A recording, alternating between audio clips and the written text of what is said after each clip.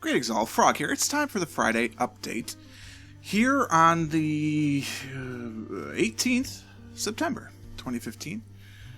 You'd think I'd look at the date before starting one of these updates.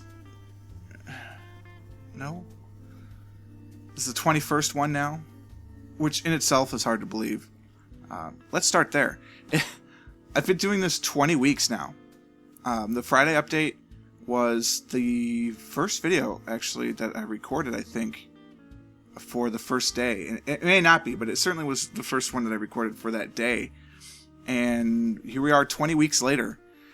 Here we are. I mean, GeoGuessr was the first one, but 20 weeks, when you think about it,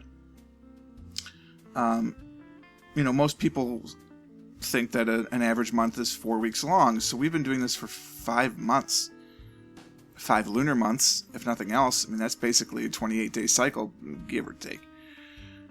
So that's amazing. And I am thankful to all of you for watching, continuing to watch, bringing in new people. We're up to 148 subscribers, so I'd say that's pretty good in 5 months of time. Now, May 1st was the official day, so June, July, August, September. It's been 4 months officially, and almost 3 weeks, because we started the 1st of May. We started on May Day. Mayday! Danger! A new channel is starting. So, it's just been amazing. I don't know what else to say. So thank you very much for subscribing. Thank you for the views. Thank you for the likes. Thank you for sharing on Facebook, Twitter, all that stuff. Just a reminder real quick before we get into the schedule and everything. I am on Facebook. I am on Twitter. I'm on YouTube. I'm on Twitch.tv. I'm on Google+. Every one of them /PurpleFrogPlays. You can get there. If you want to look at what I've done on Reddit, which is not a lot, it's /u/PurpleFrogPlays. But other than that, it's there. It's consistent branding. That's the whole point. As you know by now, if you've watched these videos, and if you're watching this one, you've probably watched the previous ones.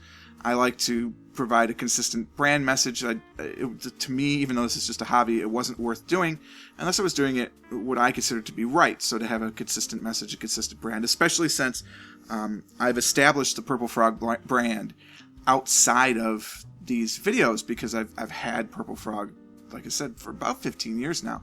And so it was important to me to keep the brand consistent and keep the brand looking fresh and good. So I mean, I showed you last week, with the title cards, that we've got everything going as we would expect, so that way we would see everything going on, Thanks for watching, all that stuff. Yes, I would like to. Thank you. Just to have that consistent brand imaging and have the consistent schedule, have consistency. It's all about consistency. It's like when you make a pie. You don't want something to be inconsistent.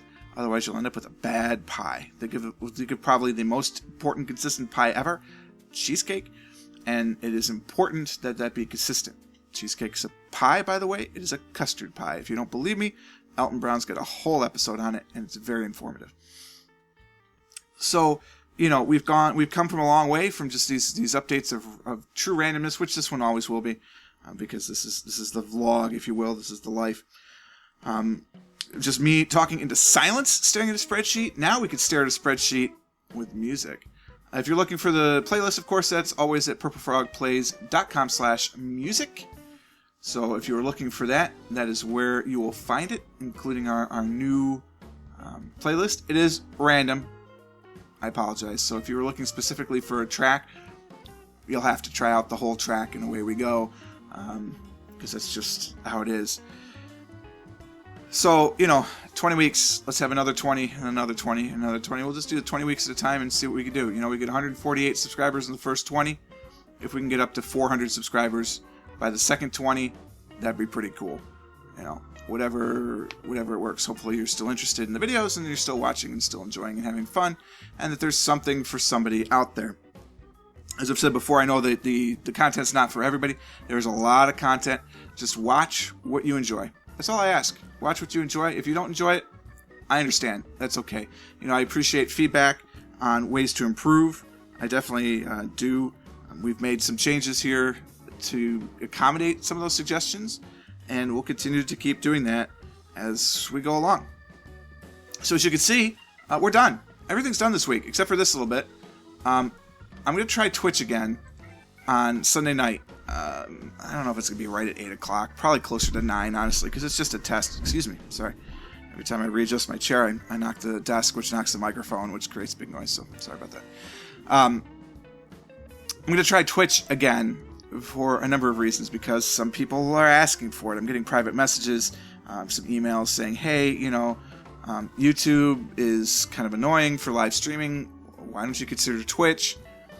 Well, as I've said in the past, part of that reason is because my connection issues with Twitch have been bad. I mean, it's just been notoriously bad, that the streaming quality is not good enough. I will not stream unless I can at least stream in high def. So that means at least 720p. And if I can't do that, I'm not going to do it, because, again, it's about brand quality. It's about imaging.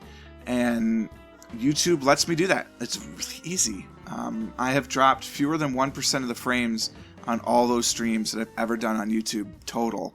It's actually probably closer to like 0.5%. And in Twitch streaming, I dropped 30% of the frames, trying to stream just at 720. Like, it's not even at 1080. And that's the crazy thing. Like, I tried to stream at 1080 the first YouTube live stream I did, because I forgot to change the settings in OBS for that, and I still only lost 2% of the frames. So, I mean, you gotta consider that. I know my connection's not great. That's probably part of it, but I'm nervous about Twitch. So I'll try it again. I've found some ways to optimize things on my end that have certainly helped with YouTube, and so maybe it'll help with the Twitch test. I don't know. Am I going to give up YouTube live streaming? No, because frankly, I like it. The chat's kind of clunky, but they have to fix it at some point. The only place it can go is up, because right now all it is it's chat. One of the things I don't like about YouTube live streaming is the live room doesn't exist unless I'm streaming. So as soon as I stop streaming for a night, that's it. Like, your chatting is done, the interaction is over, so you can't like talk to each other unless you go to another video to talk about it. Don't know where that came from. And that's kind of annoying. So I would like to see that improved, to allow me to open a live streaming chat, or to always have a live chat available, because frankly, that's part of the camaraderie, is that you come early, you talk about whatever, and you stay later discussing what happened, what have you. Or maybe I'd like to stay in the chat room and talk, but not be streaming, but that's not an option with YouTube live streaming. The other annoying thing about the chat is that the moderation controls are very limited. Basically, it's ban or nothing, and that's a little too heavy of a hammer, I'm all about the ban hammers when you need to bring them out. Thankfully, we don't have to do that yet, because all of you lovely people out there in the pond are wonderful people, and there's been no issues. One minor Hitler thing, but that was swept under the rug like any good Brit would do, and it worked out fine. So it's kind of, I'd like better chat things. I don't really do it for the emoji, right? Like, that part of Twitch doesn't do it for me. I understand how some people like that, but for me, what I don't like about the YouTube chat is that it's not persistent, and the moderation controls are very weak. Very, very weak. So, or very strong, I guess, depending on your point of view, but they're not well designed. Which is a shame, because the things I do like about YouTube streaming video is, one, the video immediately goes live and starts to process when I'm done streaming. It just does. I mean, I don't have to do anything. I don't have to click any weird buttons. I don't have to do anything at all except change the description when it's done processing and put a thumbnail on it. And I'm done. That's it. I can pull out highlights from the video, which is very convenient for me, which creates a completely separate video without cutting the live stream video, so I can focus on something. I thought about doing this update during it. If you go back and watch the live stream, there's a part there near the end where I'm like, man, I might as well do the Friday update now and just stream part of it, which I didn't do. But I thought about it, and I could have, and it would have been easy. So, I mean, if I could stream at 1080p, I'd record videos that way. But I can't. I can only stream at 720, so it's not worth it. And with the video on demand, with the live stream that happens immediately, what's the point of having it be a separate series? There's no point. So I don't do that. And I also really like that users can pause and rewind up to 4 hours of coverage. Like, there's no... you can't do that on Twitch, period. I haven't figured out yet if you can rewind beyond where you personally started. I don't know if that's possible. But you can do it if you've been in, for whatever time you've been in, you can pause it and rewind. So you got to use the restroom, pause the stream, go use the restroom, come back, hit unpause, and you can catch up. You know? There you go. I mean, if it's less than 2 minutes, then at some point you'll get live again, because I have a couple of breaks in there because I just can't talk for 3 hours straight. It may surprise you if you've only watched these update videos. But talking for 3 hours straight is not easy, so I need some time to use the restroom myself, to get some water or juice or whatever. And so I do that. And then, you know, if someday I have 1,000 people watching, then I might do an ad roll during that time, so it's sort of getting used to the breaks, right? Consistency. And it's nice to be able to have those features on YouTube that you don't have on Twitch. So with Twitch, I'd have to use a separate VOD extractor and then download the video, then upload it to YouTube, and that's just more time that I don't have to deal with if I stream to YouTube.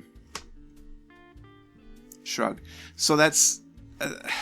I don't know. I'm hesitant about Twitch. But if it works, and there's people that actually want to watch me stream on Twitch, I suppose I could do it. But I'm not going to give up YouTube live streaming. I'm just not. It's too convenient for me as a hobbyist creator to use. It's just awesome. And so it's here to stay. Now, if I end up going to Twitch, maybe what will happen is Twitch will be like a separate type of thing. I'll just play something through on Twitch. I don't know. Right now on the live stream, the OIRAC campaign has... spoiler alert. Okay, so the OIRAC campaign has failed, just based on some bad luck, basically. And we're gonna talk about redoing EU4 maybe next week, or possibly just starting a CK2 campaign. Kind of playing it around. But that middle hour will still be a Paradox thing. The first hour...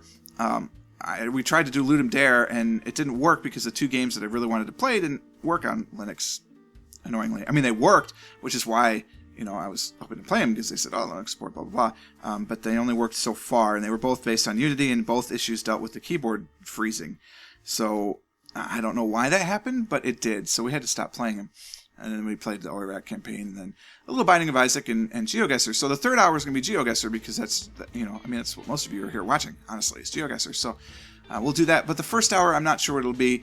The second hour, like I said, it'll be a Paradox thing straight for the stream. So I'm not going to record a series out of it. It'll just be whatever it is. If we start a CK2 or even an EU4, I think I'm going to do a custom nation or custom ruler, just to get some interesting customization out of it. And then we'll just play it for the stream. I also considered doing a Factorio campaign for the stream, but if I did something like that, I'd want to play through the first 10 hours on my own, so that way we could be in the thick of it and you wouldn't have to watch me build a factory from scratch, unless you wanted to see me build a factory from scratch again, in which case we could do it. I mean, this is all, what you guys want to do. Granted, I have to like it too, but, come up with a good idea and I might be all for it. All right, let's talk next week. Next week, this is not done. I haven't done anything for it because I'm so far ahead, I haven't felt like recording. Well, that's not true. Wednesday, I had a soccer match. Tuesday, we did the live stream. Monday, I was kind of lazy. Today, I was supposed to have a soccer match, but then I didn't, so I worked extra late, and I didn't get home until 8:45. And so after eating and doing everything, I'm just kind of like, I don't really want to record. And I wasn't going to do anything tonight, and then I was like, oh, wait a minute. I've got a Friday update to do, so I did that. I'm doing it right now, obviously. So next week, we're wide open. It's going to be the same as this week, basically, except that it'll be week 21 instead of week 22. We have a full slate of GeoGuessrs. We have 3 user-submitted challenges, so that'll be Monday, Thursday, and Sunday. And then, we have the Metro Monday as usual. We've got the Friday update, of course. We've got 2 episodes of Binding of Isaac. I still like playing Binding of Isaac. I'm going to torture you guys with that, probably on the stream again. If I stream Twitch, that's probably what I'll do, is Binding of Isaac, because it'll be a perfect opportunity, I think. And then 3 episodes of our Poland campaign, the Commonwealth, and I'm really enjoying where that's going. I think we're in a good position. Very strong, of course, because Poland is very strong. So I think our goals will be very very achievable. We are playing the Efficient Factorial. One of the things that frustrates me about being a hobbyist and not a full-timer is that I can't play Factorial every day, and I think that's hurting. If I could play Factorial every day consistently, I wouldn't have to keep looking back at the schematics for combinators, for instance. They're starting to stick in my head. I'm pretty confident that I'm 100% wrong. I'm pretty confident that I'm about 90% certain when everything is doing what it's doing, and I only have to look at the schematic once or twice during an episode, which is fine, or during a recording session anyway. But it is something that does frustrate me because I don't use it every day, and so as they say in music, you don't use it, you lose it. And it's true. So that's something that I definitely want to work a little bit more on, because we could do a little bit better with that. But I'm liking the concept. I like how it works. It's really slow. And so one of the things that I'll be thinking about are ways to optimize it, ways to speed it up. So I've been talking through comments, as I'm sure you've seen with a couple of you guys, about ways to increase the speed of the system. And I think there are a number of ways we could do it. Of course, inserter stack size bonus will help, but part of my concern is then we'll end up with waste. But we might just have to deal with 1 or 2 copper, 1 or 2 iron pieces of waste, and that's how it is. I mean, that's how it's going to go. One of the things that we'll see is as I'm going through, setting up the 2 and 3 ingredient system, so long as I'm only ordering one thing that has 2 or 3 ingredients, or if those things don't overlap the ingredients, then we're perfectly fine. But we'll find out, spoiler alert, on Sunday's episode, is that if they take the same ingredient, the stop mechanism isn't good enough. So I've redesigned it. I've thought of a number of good ways. Actually, I have that in the notes document here. I've been thinking about this for a long time, actually.